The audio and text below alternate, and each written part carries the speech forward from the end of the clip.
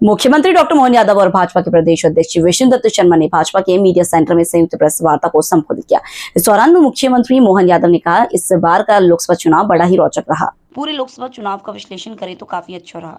जब पहली बार नरेंद्र मोदी को प्रधानमंत्री का उम्मीदवार बनाया गया था, तब उन्होंने गुजरात से आकर बनारस प्रचंड जीत हासिल की। 2014 में पूरी फुल बहुमत मिली। 2019 में 300 पार हुए और अब की बार 400 पार के लक्षण दिखाई दे रहा है।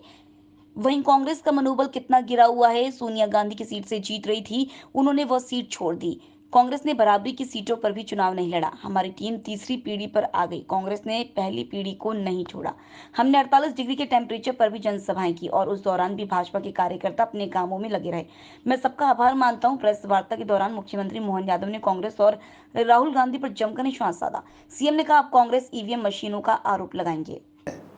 तो ये जो वर्तमान का चुनाव है, और मुझे इस बात की प्रसन्नता है कि हम सब कार्यकर्ता होने के नाते से जहाँ जिसको जिस जगह पर दिया मौका, उस तरह से क्या मध्य प्रदेश का चुनाव हुआ है।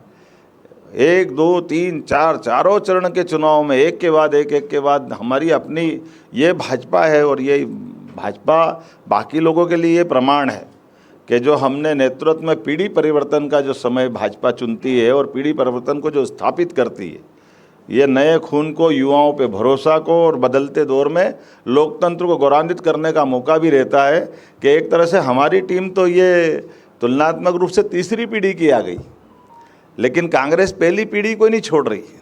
उसी प्रकार से जैसे बंदरिया अपने बच्चे को मरने के बाद भी नहीं छोड़ती, उनका अपना तरीका हो सकता है, लेकिन जीवंत तरह के चुनाव में आप जब तक अपनी जनता की भावनाओं को समझ करके जनता के सामने नहीं आओगे तो रिजल्ट नहीं आएगा। और इसीलिए पूरे देश का उदाहरण देखा हमने कि दोपहर 2 बजे, 12 बजे, 1 बजे, 45, 46, 47, यहाँ तक कि मैं 48 के टेम्परेचर पे भी दिन में 12 बजे जब रोड शो कर रहा था, तो भाजपा के कार्यकर्ता उस तपती धूप में भी धूमधाम से जनता के बीच में कल साथ में थे।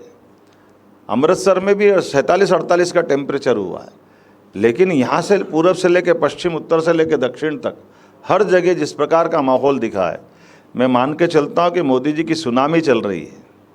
वर्तमान में भाजपा के पक्ष में जो माहौल बना है, निश्चित रूप से ये जो कह रहे हैं 400 पार, और ये बात सही है कि अब लोग बहाने बनाने लगेंगे, ईवीएम खराब है, ये डीएम एवीएम दोनों मिल गए, पता नहीं क्या क्या करेंगे। लेकिन मैं आपके सबके माध्यम से आपका आभार भी मानता हूँ, धन्यवाद भी देता हूँ कि इतने बड़े चुनाव अभियान में, और ये अच्छी बात है सभी पार्टियों के लिए, राज्य के मुखिया होने के नाते से मैं कहना चाहूँगा कि सभी दलों ने मिलकर के आपस के अंदर हमारी अपने अपने चुनाव अभियान के दरमियान आपस में संघर्ष की नौबत हमारे यहाँ नहीं आई। हम अपने अपने ढंग से चुनाव लड़ते रहे, अपने विचारों की लड़ाई है, और इसलिए मध्य प्रदेश की जो गौरवशाली विरासत थी उसको बनाए रखा है।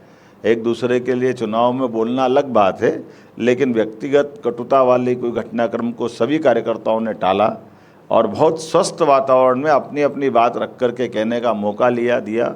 और उसका परिणाम यह आया कि हमारे चारों चरण में एक भी किसी भी पार्टी के साथ किसी प्रकार का परस्पर कोई मनमुटाव हो जाए, ऐसा अवसर नहीं आया।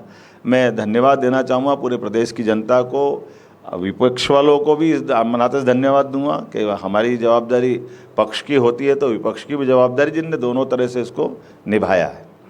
मेरी अपनी बात तो ख़त्म हो गई। अब ये बात सही है कि मैं यहाँ बैठा हूँ तो ये दुविधा भी महसूस कर रहा हूँ कि ये चुनाव की बात करने के लिए हम प्रेस में ज़रूर बैठे हैं, लेकिन लोग सरकार की बात करेंगे, पर मैं कह रहा हूँ 5 साल है, जल्दी क्यों करो। तो इसलिए उम्मीद करता हूँ कि बातें सरकार की सरकार में कर लेंगे। आज तो चुनाव की बात करें, क्योंकि चुनाव को लेकर प्रेस कॉन्फ्रेंस है। मैं एक बात, मेरे जो 29 लोकसभाओं